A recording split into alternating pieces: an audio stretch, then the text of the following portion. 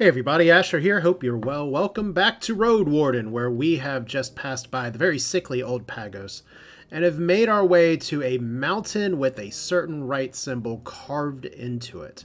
So there's a raised drawbridge here, and as we approach it and observe the face of the mountain, the hooks holding the hourglass are as large as a person displaying their devotion to the right proudly. So we have a few different options here. It looks like a tremendous wealth and labor. What a waste of steel. I wonder who's responsible for polishing it, or the temples in the city are even grander. I don't think anybody is really gonna know that I'm gonna say this is a waste of steel, but it's a waste of steel. I mean, it's everything else is short, and we have these big churchy style stuff. We're back in the Middle Ages now, where all the wealth is being hoarded into architecture. Anyway, the rustling of leaves carries no songs of birds, shouts of apes, or whines of the hunted critters. The river attacks its banks with a fierce roar. You get off your palfrey. The cave mouths are connected by paths, stairs, and bridges.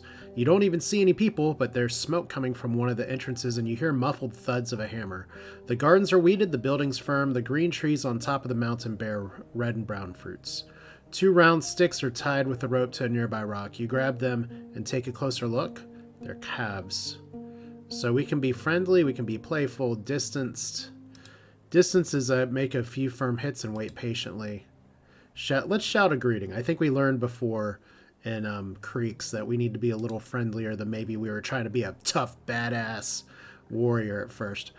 The echo of your hits cuts through the swashing stream. After a few minutes, two hooded figures leave the cave mouth at the top of the mountain and give you a long look from the edge of the cliff, then walk down to the path with caution. You smile and wave to them before they disappear behind the buildings, which are made of bricks, not logs, and covered with tiles instead of thatch. Little by little, the bridge gets looser, and then it hits the grass gently. The taller figure, now covered with shadows, invites you in with a gesture. Lead Soddle inside. Greetings, traveler. Okay, we're not Deckard Cain here. And greetings to ye. He hesitates. His voice is hoarse but sonorous. We're not going to do hoarse. I've just had to deal with my voice going away for a little bit. So, salutations to thou, traveler. He puts his bandaged hand on his waist. You're at Wright's Haven. The greeters take off their hoods. They wear brown, dark, simple worn robes, and ropes instead of belts. There's no jewelry or ornaments, just small bags made of fabric in their shoulders. The larger shell belongs to a strong, barefoot man in his 50s. Despite having no weapon, his eyes are audacious and could belong to a muscle standing in the door of the harbor tavern. His wrinkles are subtle, but they're the only a few tufts of gray hair left on his greasy head. His skin is pale, covered with liver spots, though at a closer look you realize a few of them are just stains left by ink. As for the second monk, the girl's about 14, with unsightly acne on her forehead and a robe that brushes the ground whenever she takes a step. Her black hair is tied into a humble ponytail. She observes your horse curiously, cocking her head to his side. But once she catches your look, she meets your eyes boldly, raising her chin as if to challenge you. Thy mount is free to help itself with hay and water. We'll wait outside. Thou can't stay here for now, but leave before the night. The plague is nearby, the struggle ahead. While they indeed leave the room, their trust only goes so far. They observe you through the open door. The building is a single storeroom filled with crates and barrels, a stack of firewood, and another one of bricks, a pile of straw, a chest, two wheelbarrows, and finally the racks, shelves, tools, clothing, and utensils. The light comes from the open gates accompanied by a sharp draft. So tethering Soddle near the water trough and join the monks. The lack of walls makes you feel exposed. A few pairs of eyes observe you from the paths above you. While the others climb out to the very top or approach the unremarkable vegetable beds, most of the dwellers wear hoods and all of them wear similar worn robes. A chilling wind touches your neck. I'm not afraid of some wind. That's true. They keep their distance. The man greets you by raising his open palm, wrapping his bandages and disappear underneath his sleeve. His lips form something between a sneer and a smile. What brings thee here? Art thou a go-between? The girl keeps an eye on your axe and occasionally glances at your boot, the one that hides a knife. I'm Kira, the new Roadwarden. Good, well, the roads need their wardens, and the folks need their roads. But there are none behind this mountain, and we take care of the one that you just crossed. Thou dost not need bother, thy services are not required. He gestures for you to wait. But where's the man with the red beard? There ain't enough work here for the two of you. So we have a Styrian of the red beard. And we have this. Have you seen the roads here? Let's ask about Styrian first, because we're supposed to know about him. I'm sorry to disappoint thee, he rubs his hands, but he hasn't been here in months. We rarely have visitors different than our friends from Old Pagos. We don't invite the outside world, and we don't carry much for it. Hast thou checked the pelt of the north on the southern road? If he's wounded, it's a safe shelter, I've heard. The girl scratches the ground with her boot, though it remains hidden underneath her robe. The man looks at her with amusement. Looks like Decima here is eager to return to her duties. And Ailey, I'm Ailey, but I'll not shake thy hand. One of us could carry the plague in our flesh. Who can know, who can tell, what brings thee to our monastery? So we do have oh my god, we have a lot of options here. Apparently these guys have a lot of answers and a lot of ladders going up stuff, so that's very exciting. So I guess for all these things here, we're just gonna take it in order. Is there nothing you can do about the plague that's beset Old Pagos? Well, his cough doesn't help his hoarse throat. We don't understand what makes it grow. We put to use all the ingredients we found, brewed as many potions and balms as we could, and they worked for one afternoon. Then people once again fell ill. Who can tell where the sickness dwells? A powerful healer could get rid of it once and for all with a single spell, but no follower of the Rite of the North carries such talents. Maybe it's time for someone to enter the village and look for the source? That seems dumb. They've locked down. Could it be the Rite's punishment? We're not going to be an asshole. Let's seek a great healer. Don't know where we're going to find one, but I guess that's what we're going to do. He rubs his hands together, pressing his thumb against the palm and looking at the sky, such as the druids, the necromancers, the golem maker, dangerous souls with no reason to help us. Okay, so we have Phoebe or Phoebe. That's a weird spelling for Phoebe. So the Spirit Rock, which is something that comes from one of the quests we got earlier here, where someone looked like they maybe didn't have a soul or something, was going to try to feed him a Spirit Rock. Nah, I wouldn't bite into aught touched by that witch. He hides his bandaged hand from his back. Why does the father think it may work? You portray the situation as accurately as you can. Ailey gets closer to the cliff, observing the river beneath it and spending a few good minutes considering the situation. Suddenly he turns towards you with a wide open eyes, making his companion stagger. He's lying to thee, he announces with a great dose of enthusiasm. He seeks no cure for the lack of pneuma, but rather for the lack of soul itself. Before Adir's calling to greatness, the tribes of the Dragonwood saw the spellless children as empty shells, throwing them to the beast as often as they did with the crippled and the short-witted. There's this tale, he glances at you. Thou wouldn't remember any of it, but the tablets carry it, no doubt. Tribes shan't hurt those touched with this condition, as there's no such stuff as soulless children. Well, that's exciting. Good to know. What can you tell me about Asterion? Let me think. He looks at, well, at least we're not having to do a bunch of quests for these guys. They're talking right away. The first time he was here, he asked to find us some iron. We asked him to find some iron and gale rocks. The second time, he did bring us a few scraps, but was wounded. A piece of flesh bitten away from his thigh. Said it was a 100-legged worm that caught him off guard in a meadow. Instead of his pay, we offered him a potion. Okay, tell me about gale rocks. But finally, he nods. Just some seaweed eaters. Their soil is barren, but the strongest of them spend their days on the boats among the sharp rocks. Those who can't hunt for fish boil water or make salt. They trade with other villages more than anyone in the peninsula for crops, wood, and meat. He snorts. But they're weak folk, weak and angry, like a wolf beaten and kicked from the pup. Loud, ready to bite, but all it takes is for someone to raise their hand and then it jumps away at whimpers. That's some useful data for later on. He lets go of his bag. At least they follow the Rite's teachings. What about the iron he delivered? Scavenged from furniture, a few of them were rusty. Who knows where he bought them? We melted them down for nails. Okay, so what do we want to ask about next? Let's ask about Hunters from Creeks. I doubt they made it here, but we may as well ask. Hunters from Creeks! He mimics your voice with a hint of mockery. Not a soul from there has reached this temple inn. He rubs the back of his bandaged hand and looks at the monk who's carrying buckets of water. A decade? They've got enough hunting grounds. The heart of the woods, the watchtower, the northern hills. Okay, well, that's fine. Do you know anything interesting about the path leading through the heart of the woods? I used to, but like all the places that belong to beasts, it shifts every year. The only reason why it still has a trail at all is that creatures use our roads as their own game trails. Only a dimwit would try to cross it now. I have a feeling we're going to be a dimwit at some point. After you ask him if he knows any such person, he takes a deep breath. Well, last I've heard, Quintus, the gatekeeper from Old Pagos, is missing or dead.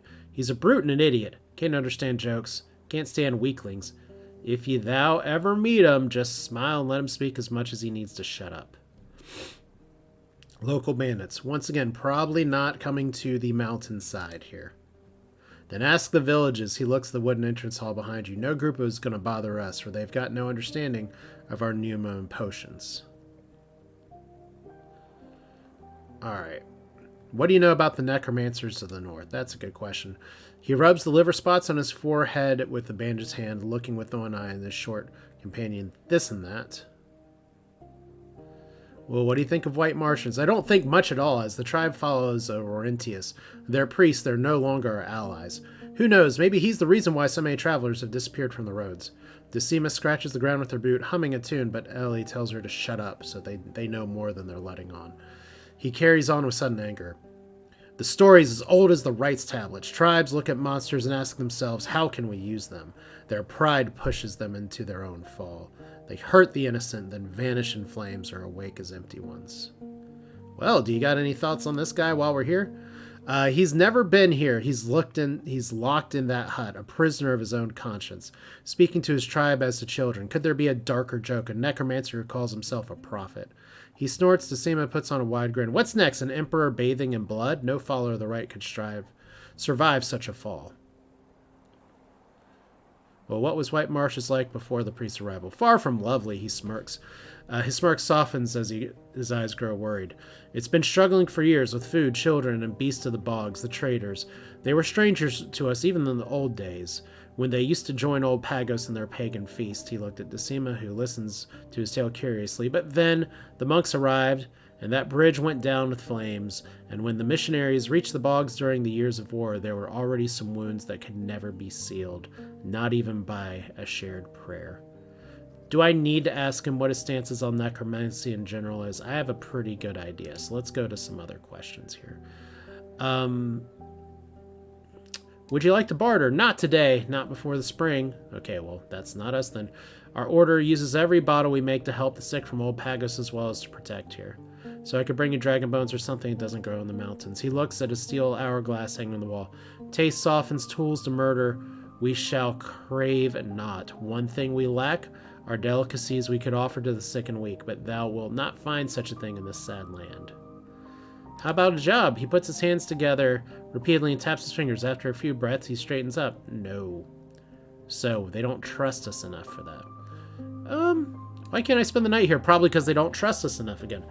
Want to give us the chest and a weapon rack too, or maybe feed thy mufflins in the gardens, or ask us to bed with thou? It's not an end. We respect the hardships of one's journey, so we don't scare off the strangers who cross the mountains. But we don't let them wander about and take our time for granted. He looks at his bandaged hand, makes a fist, then opens it and stretches out his fingers. Maybe with Old Pagos locked, our old rules too shall change. Well, let's ask about the monastery. I'd love to know more about his hand that he's constantly staring at here. Okay, does this place have a name or just the monastery?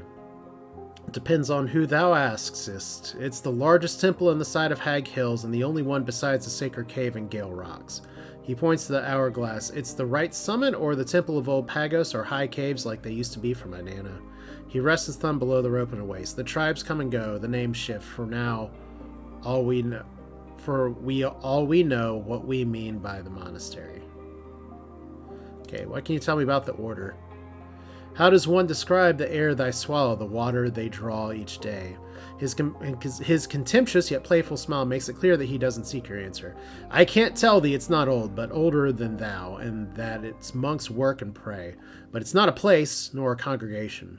Words don't reflect our purpose, for human tongue is meager and stupid, and so are our ears. He straightens up and puts on a more serious tone. We look for knowledge. Knowing will not uncover the truth. Capital letters.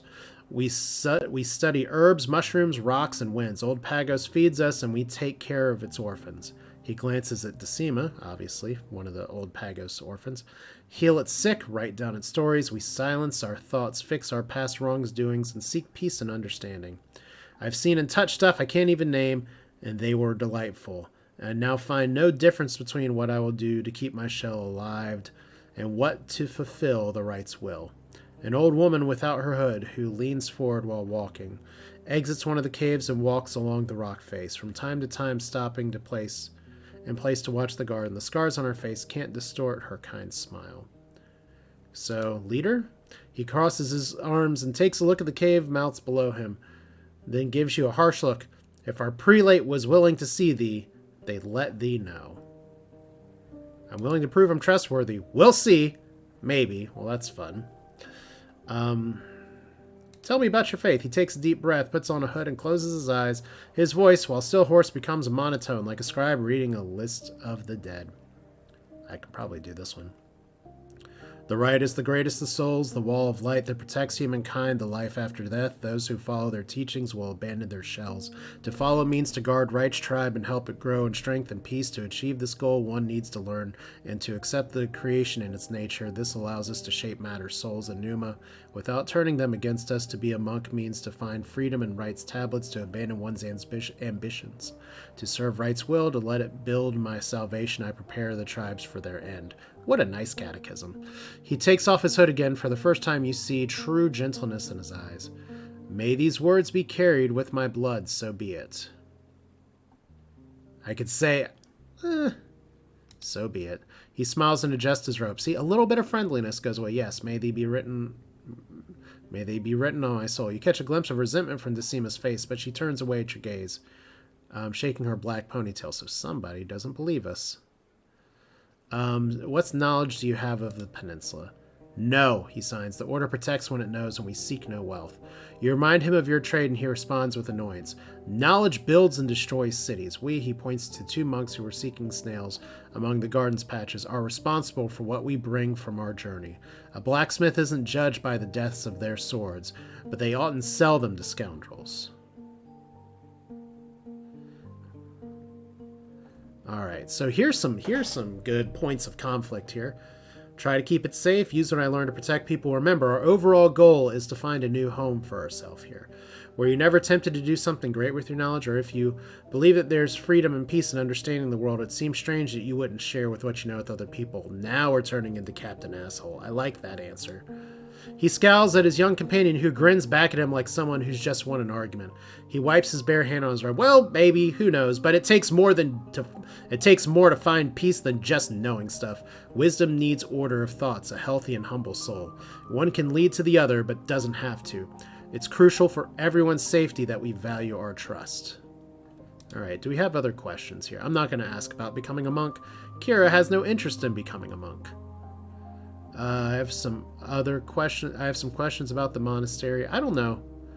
Our travel button lit up. I guess this means we can go. I hate kind of walking away, but I feel like we're kind of in a loop here now. So, yeah, I think we're done. So, where we last left off, we were trying to make our way up to the old tunnel, but it's 5 hours and 30 minutes away, and we don't have too much daytime left. So, we're definitely not going to get to White Marshes today. We could potentially try to do some games of skill back at Pelt of the North. We'll have to figure out what to do with that rock slide. The old gate, we need food, and we have some food. We're actually pretty flush with cash right now. Alright, I think it's probably better. We don't want to stop at the ford because the ford is nasty. We do have the pier, we do have Gale Rocks. We have an old tunnel as well. It may be good to go to Foggy's. Well, let's start at the Forest Garden. Maybe there's some good that can come of this. Because we are going to need to find... Oh, that was the 3-hour tour. Okay. A falcon rests on a broken signpost, but soars into the sky before you get closer. For a few minutes, it flies above you, maybe waiting for you to leave. There are some ripe fruits in sight. Well, let's forage. You picked up a bunch of wild plants. Most of what you find are large apples, not as sour as the wild ones, and some wild strawberries. Picking them takes little effort, and a short meadow hides nothing more dangerous than rats, rabbits, and mice. The grasshoppers, and with the help of your mount, you can reach the higher branches. So, I guess that's it for this. You know, we do have a fishing trap set somewhere as well. You've already set up a a trap on the southeastern turn and at the ruined village on day 4. What day is it? It's day 5, so it's gonna be a long walk to get back there. We actually can't beg there, so I'm guessing this is the southeastern turn. So we're gonna need to make our way back here eventually. We can get to Foggy Lake before nightfall.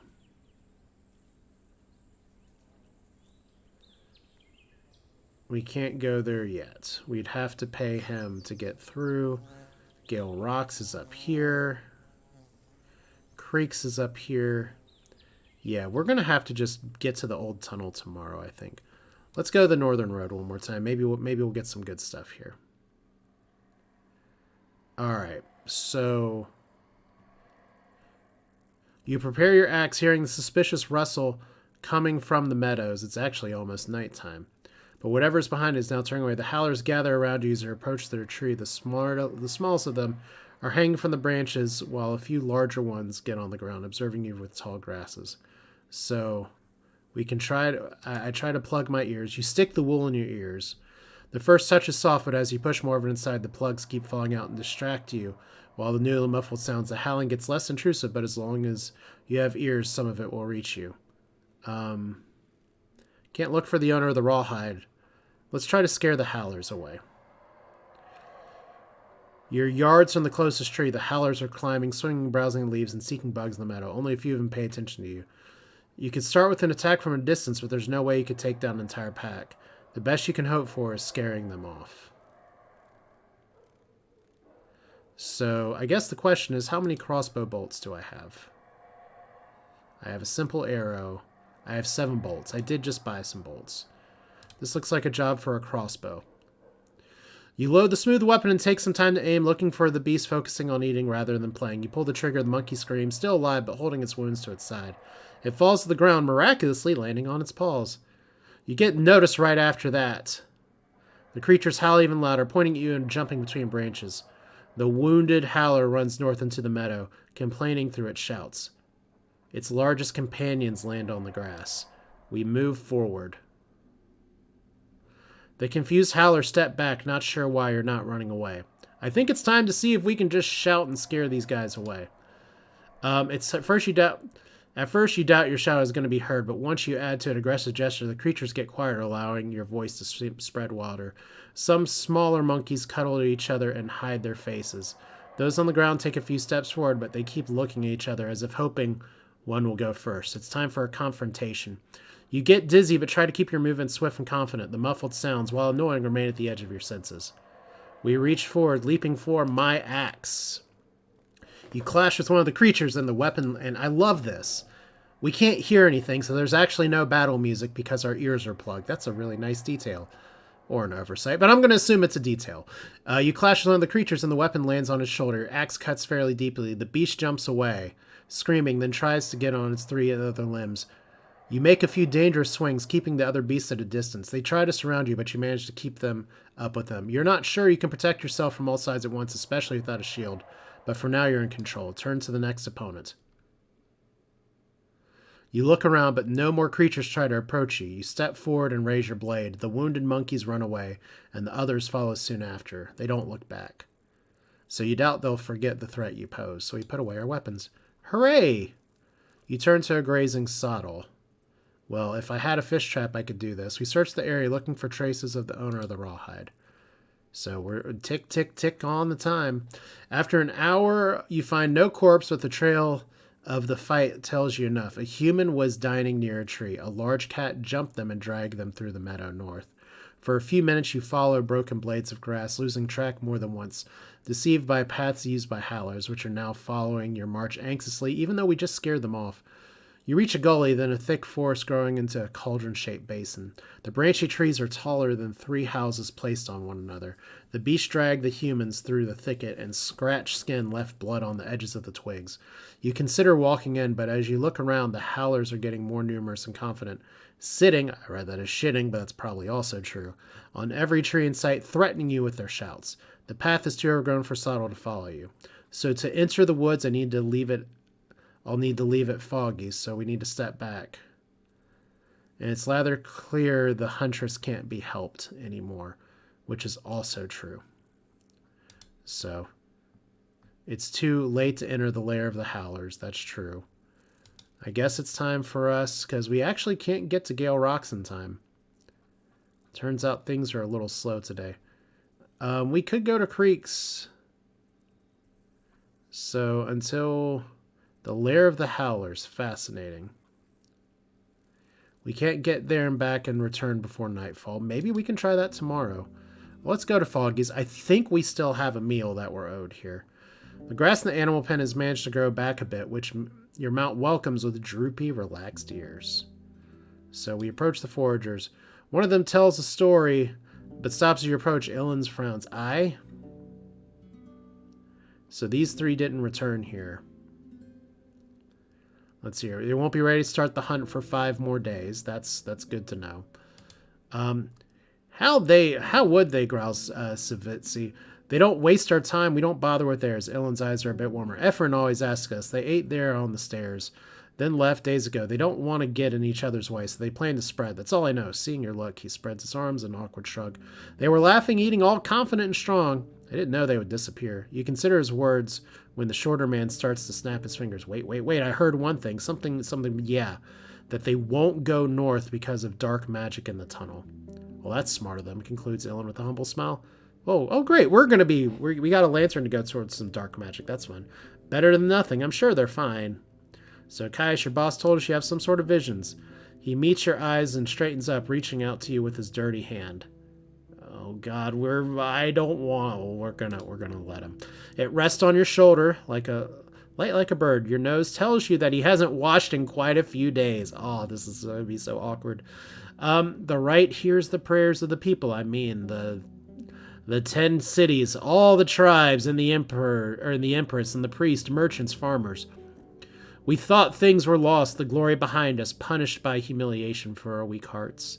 He starts to shake his stump a foot away from your face. But there's hope! His voice gets stronger with every heartbeat, and a wide smile shows up under his beard. The right's test is behind us, and we, the sinners, have failed it. No, now are the days of atonement and of the new cities, and the new tribes, and the cleansed land. You know, we have to fix ourselves, change what we can, weed out our sins, and bring fresh hearts to the holiest soul carrier, and then let them guide us anew with the new tablets and prayers and the new church, the only church. Yes, oh great, we're in the tribulation now. He steps in place, bursting with excitement. All the rivers will flow as one wave, and the new cities, the reborn city, will wipe out the barbarians. He spits on the ground and send them back into their chains. He points his hand to the south. We will come through the ashes, reborn into a power greater than any fortress, than 1,000 dragons, than all ships and armies. He steps back, lowering his head. I, the humble servant, was granted this vision. I nod enthusiastically. This is great news. I nod enthusiastically. This is great news. I see, or you're insane. That's great news. He turns away from you and approaches the wall. Take this word and carry it in your heart and on your lips. Be part of a wave that swallows the faithless.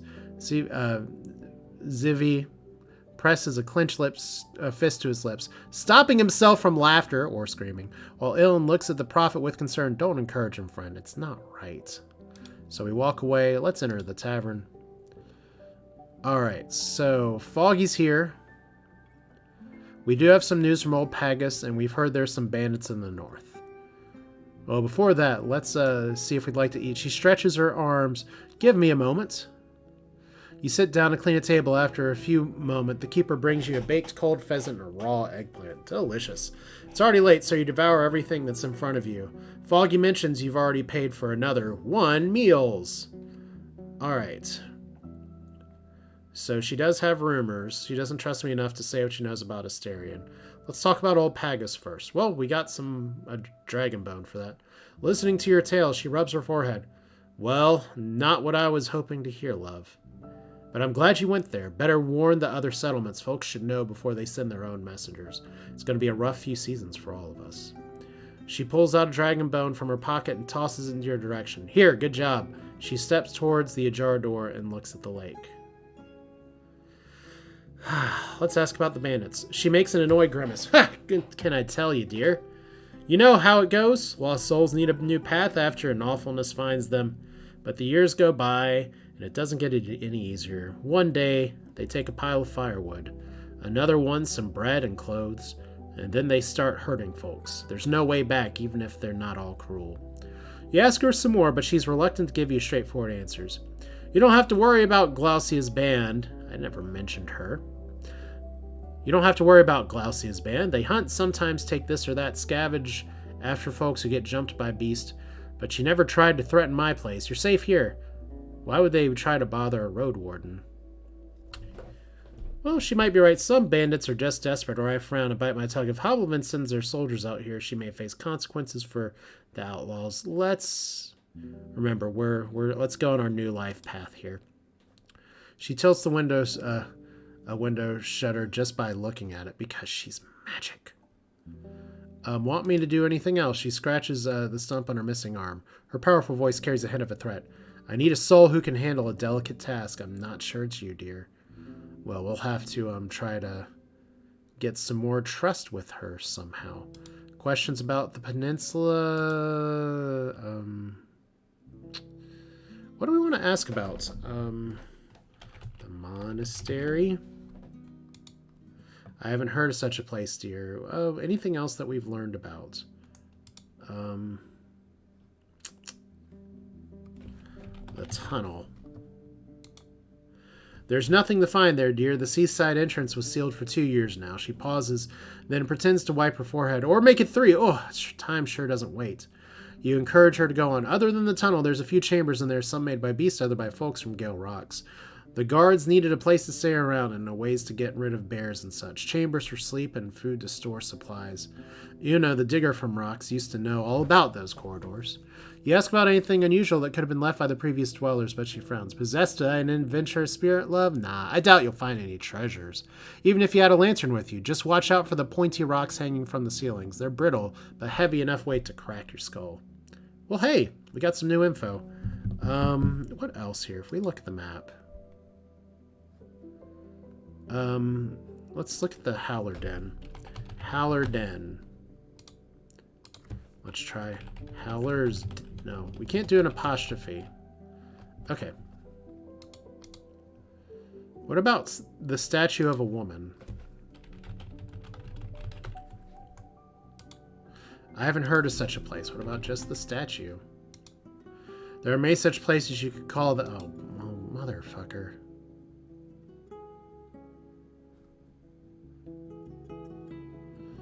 Okay, well, this is one of the parts of trying to have to do things, having to guess exactly what the developer says here. Let's try the ruins. There are many well, fuck you. The old bridge. Probably same thing here. It must be centuries old, the slab. It will stay there longer than any of us. She smiles. Okay, well... Usually when she smiles, that means that there's more than meets the eye, but I think we don't have anything she wants to sell. We could buy some iron scraps. Well, we'll deal with that later. Let's go ahead and sleep. So we can just sleep and lose all that stuff, or we can pay a rent. Get a little bit of stuff here. Sleeping in the attic. It's a little bit of an early bedtime, but like I said, the days are going to start going faster as we start wandering around a little bit more. We're done with the preamble of the game for the most part. Or probably definitely for the most part. As you prepare your belongings, you realize that the days are getting noticeably shorter. The closer it gets to autumn, the less time you'll have before the beasts of the night leave their lairs. For now, it won't be that bad, but I better make sure not to waste too many hours. Well, no rando overnight stuff. The days are getting shorter. Hooray! Alright, listening to the grunts of the annoyed Soto makes you feel uneasy, but at least the furs covering the floor are helping you relax, so it's the same thing as before. Well, I'd like to eat. So we do, and it just takes a little bit of time. So how exactly would I leave Sottle here?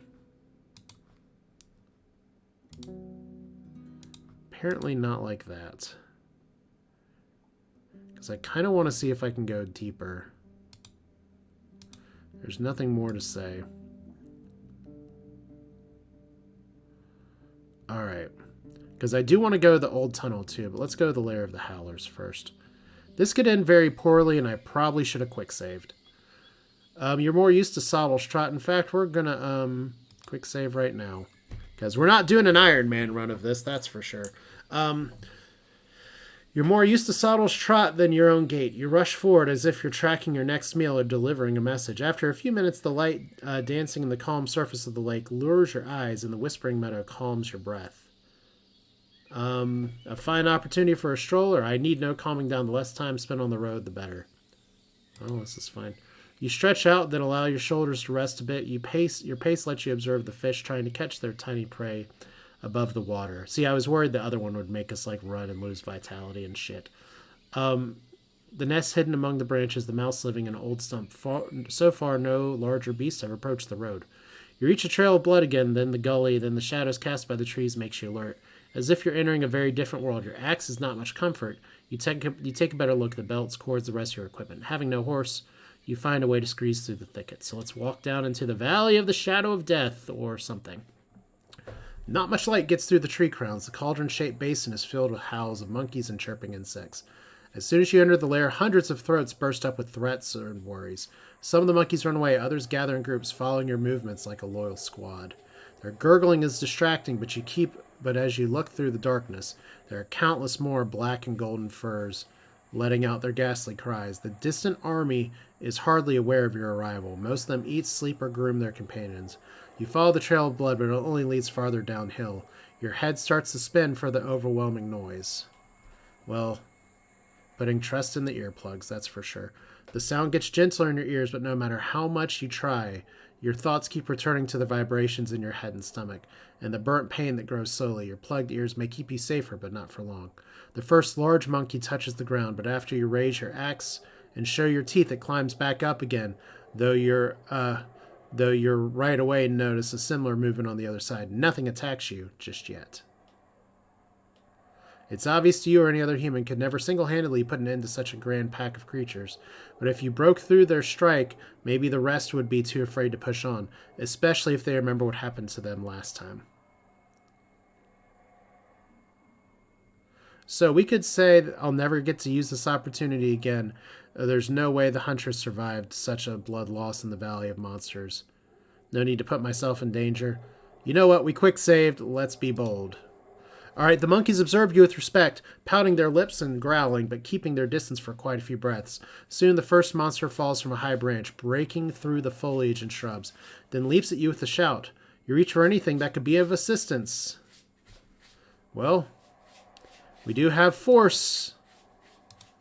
Time to put my training to practice. With a few dancing steps, you shorten the distance between you and the nearest beast. Confused, it tries to catch you, but you effortlessly elude it. Good job, Kira. Then put all your strength into turning around, and your wide swing lands on the creature's back. It falls to the ground, but you're already far behind it. A few monkeys climb back up the trees, and as you go farther, the pressure weakens. The forest gets darker, but the trail of blood is still easy to follow, which may not be a good sign. So I can stop one of the charging beasts with my crossbow. That's correct. There's a lot of creatures to choose from, and since they're unfamiliar with the weapon, hitting one of them right in the skull is as easy as pulling the trigger. Without much of a grasp, the creature plunges to the ground. You don't have time to reload, but the monkeys don't know it yet. For some time, you walk undisturbed. The trail of blood gets weaker, and you estimate the middle of the valley is already behind you. So let's rely on our axe now. Well, shit. Your head starts to ache from all the howls and shouts. Your face is covered with sweat. Holding your axe, you duck, leap, and sprint, and at one point reach the final group. You swing left and right, hoping to squeeze through the wall on the black and gold furs, and then a strong arm clasps around your waist and throws you. You hit the ground, where animal feet trample your shell. Large hands try to pull off your leg, but you shout, gathering the remains of your strength to release your arm, and the blade hits the beast's legs, shoulders, and skull. You can't tell if the blood on the neck is yours. The grasp of the howler falters, and you stand up and run for it. And the whining pack doesn't follow. Well, we have no armor. So what do I find at the end of the blood trail? It leads you to a lone, treeless, rocky mound at the edge of the valley. The light falls on the short grasses and flowers growing around the pale human bones. Well, I was right about that. The flesh is almost scraped clean, and the few ravens feasting on them lazily move aside, at first observing you, then preening their feathers. Their remains are resting in a pool of dark blood, now serving as a breeding ground for worms. The torn clothes are spread around, most of them made of leather and rawhide. The howls reach you again. The monkeys may be far away, but their presence is overwhelming. You can't prepare a pyre with the constantly increasing pain in your head and stomach, but you plugged your ears may give you enough time to look around. Alright, so we could search for possessions. We could actually take the hunter bones. Finding the shell should be enough. Search for the possessions here. We found a decorative buckle belt, so that's at least some proof. The now soggy club with an unusual row of teeth carved in its edge is no value to you. There's a sack or grain in sight. And after you investigate the clothes, you estimate that the only unspoiled and undamaged thing that could be the pretty belt buckle made of yellowish bone, carved in the shape of a jumping boar. You hide in your pocket. The howls are crawling underneath your skin. You're on the edge of losing your senses. Do we try to collect the bones?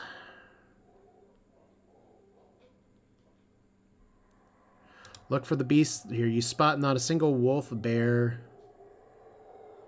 Okay, my vitality is like gone. We're on the verge of death here, so that's exciting.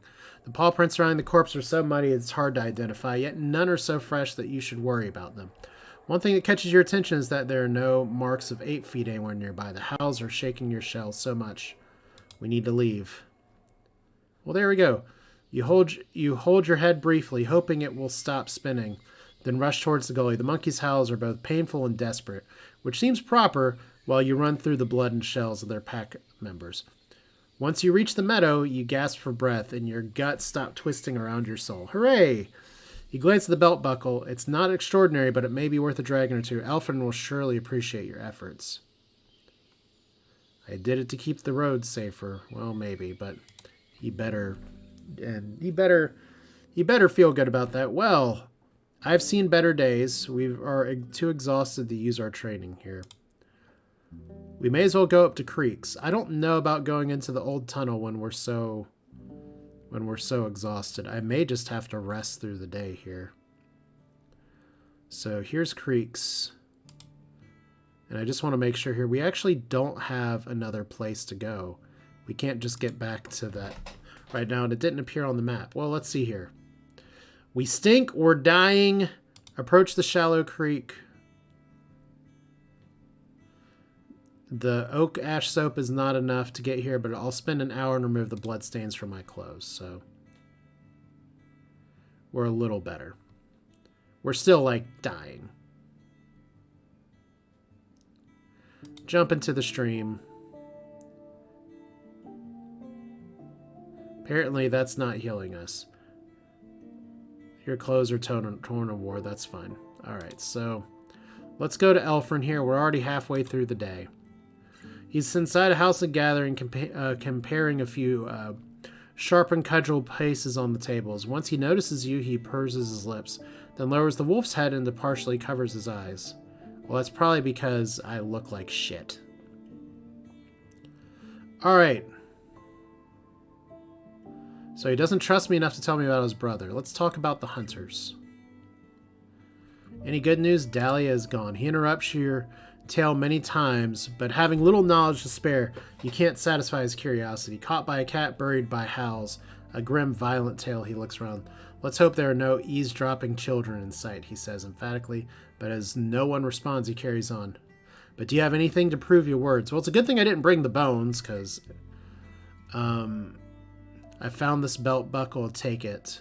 This rawhide helped me get to her. Let's do the belt buckle.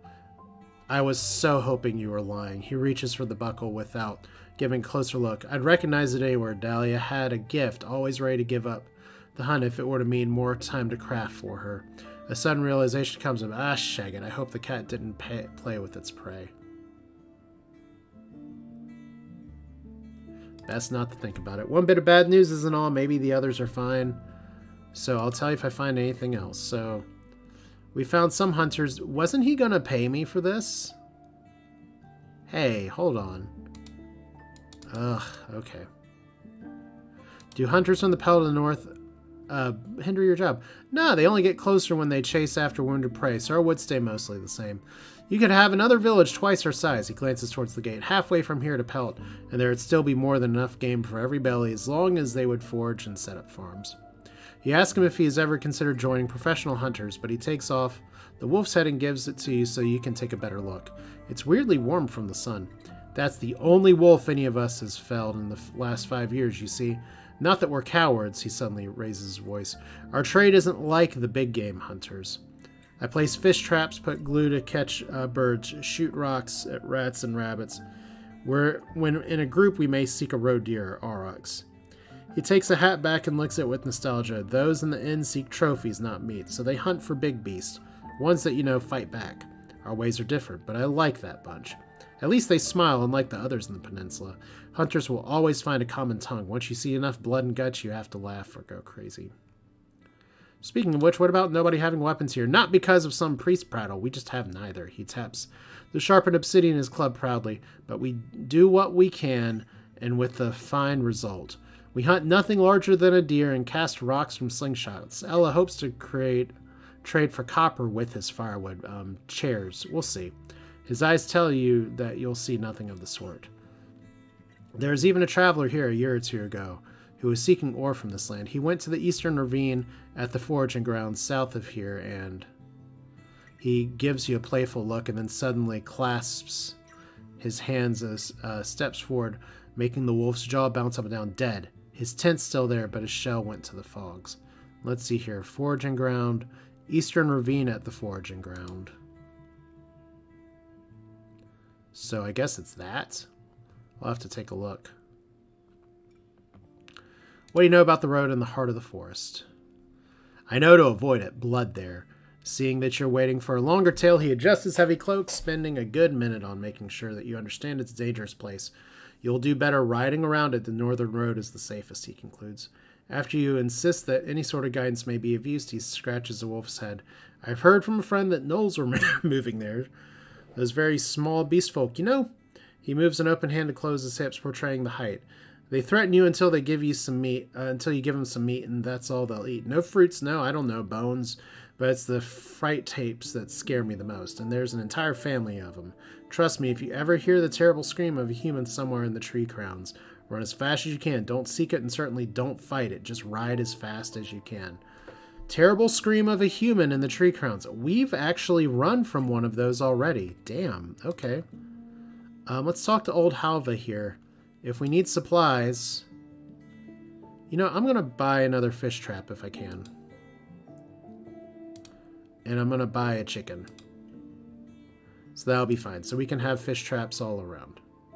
She's not willing to tell me more about merchants, and the locals don't have a room to rent. Ella the carpenter, let's go give him some news here. Or let's see here. Old Pagos is suffering from the plague. He freezes, puts away his tools, and looks at you with wide eyes. Wait for a bit, will you? Without waiting for your response. He springs up and knocks on a few planks and lurches away, asking his neighbors to call an entire tribe. People surround you, asking what's going on, and once the news spreads, you answer dozens of questions, though most of what you have to say could be summed up with, I'm not sure. Aside from worried faces, there are also more pragmatic ones. Hunters mention that they won't be able to deliver their autumn pelts, while the farmers wonders about her cousin. She is always so pious. She says with an accent you remember from old Pagos, may the right reward her prayers or else. After some time, the crowd pays you little attention, and Ella leads you back to his workshop. They and I will discuss this later, he says, and sits back down as he glances at his neighbors. There's bandits. Have they caused you any trouble? He makes an awkward cut with the chisel and lets out a quiet shit, and starts to rub the plank with his thumb. Bandits, you say? Soldiers from the city have always taken care of them. He pretends that there are no bandits in the north. Well, that's fun. People say Asterion spent a lot of time in his village. He adjusts his shoulder cape and clears his throat with a grunt. People! Aye, well, there's some truth to that, but Asterion isn't here, and we don't know where he is. He took our coins and for a fair labor. He moved wares to other settlements, patrolled the roads, escorted an old woman to a druid and back. Did you know that you can get good prices at iron at Howlers Dell, but even better at White Marshes? No, I did not know that. Seeing your luck, he turns away and rests his elbow on his workbench. His plans are his own problem, and I have no reason to believe he wanted to be found. Nor can I help you. Well, he doesn't trust me enough to do anything. The eastern path, the shelter to the west isn't safe. Better to stay away from it until the dusk foxes move out. And we need to get our vitality back up for sure. Dusk foxes, he meets your silence and carries on.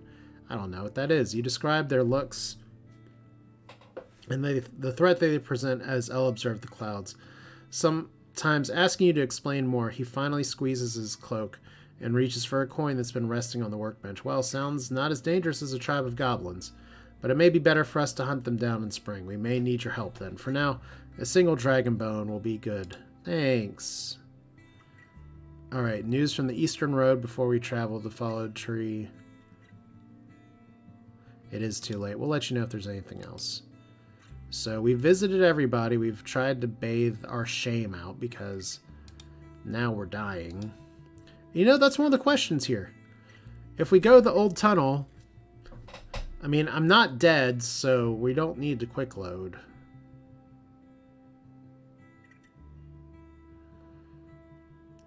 I guess what I could do, because I kind of want to investigate some of this stuff again. We do need to go up here, though. Let's go ahead and set up a fish trap here, if we can. The lake's surface is gentle, interrupted by jumping fish and shiny dragonflies. The statue stands in all of its glory, observing the road and those who use it. There's a coin in the wooden bowl. Well, let's set up the fish trap at the bank. You place this here. We're not going to wash ourselves in the bank. Last I remember is that this water's not very safe. So let's go ahead and travel. You know what? Let's go to the old tunnel. I don't know if we're going to be able to go all the way in it, but I think this is a good place to at least stop here because we're right at about 52 minutes.